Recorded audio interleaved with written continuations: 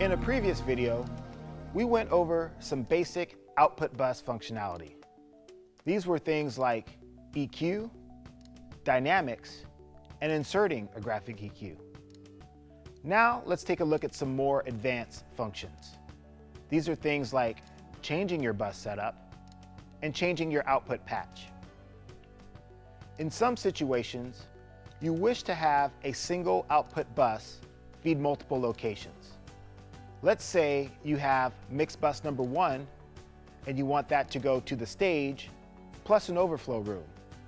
This can be done by changing your output patch. Let's take a look at how we set that up. Let's take a look at the screen. If you look up in the top right hand corner, you'll see that I have mix number 1 selected.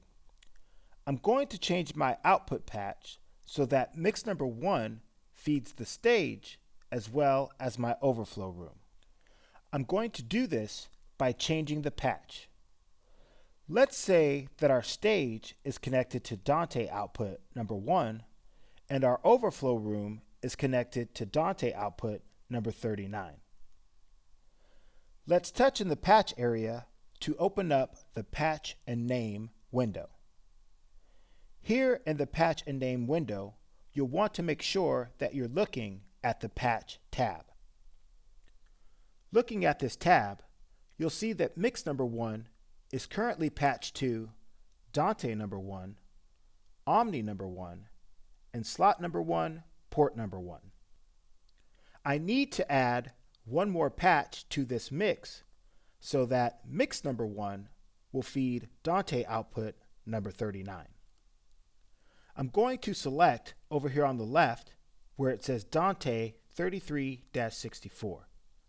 On this page, I can select Dante output number 39.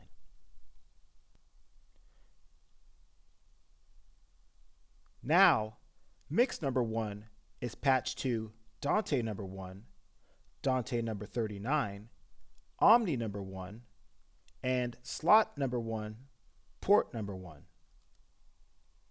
This is how we can change our mix output to feed multiple locations.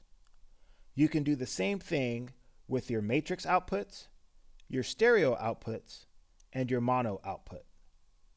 Now, let's take a look at how we can change the configuration of our output buses. To change how your buses are configured, touch Setup on the right-hand side of the screen.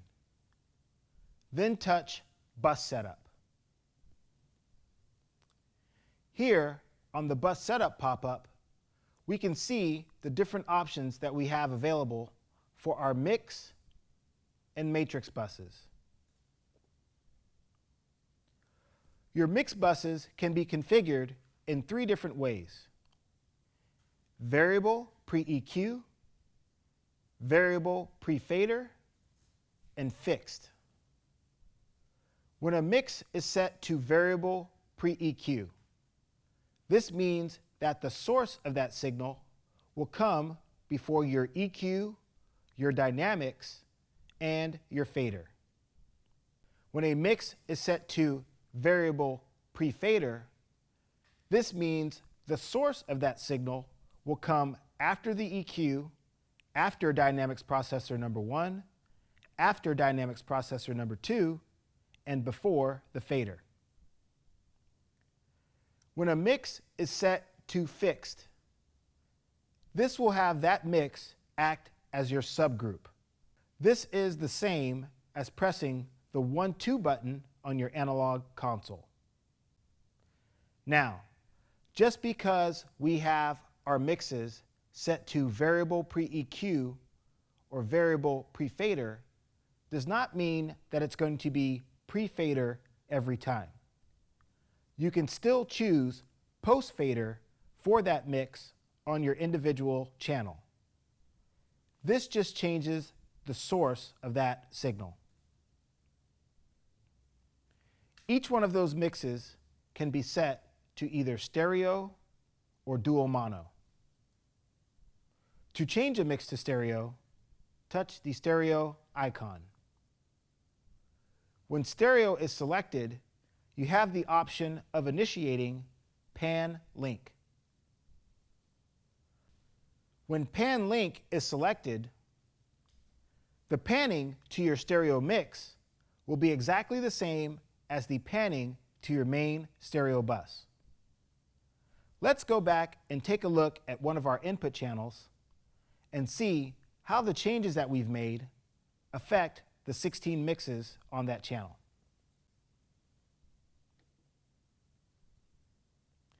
Looking at input channel number 15, we see that mixes 1 and 2 are still behaving the same as mixes 3 and 4.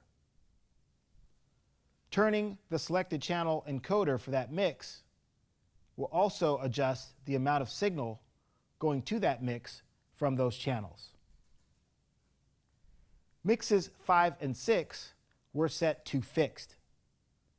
We can assign a signal to them by turning it on. Mixes 7 and 8 are now stereo with pan link active. Adjusting the pan encoder will also adjust the pan for that signal going to that mix. We can adjust the level of that mix by choosing the even encoder.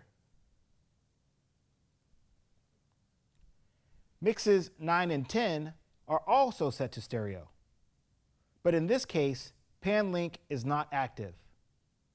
Therefore, the panning to this stereo mix is independent.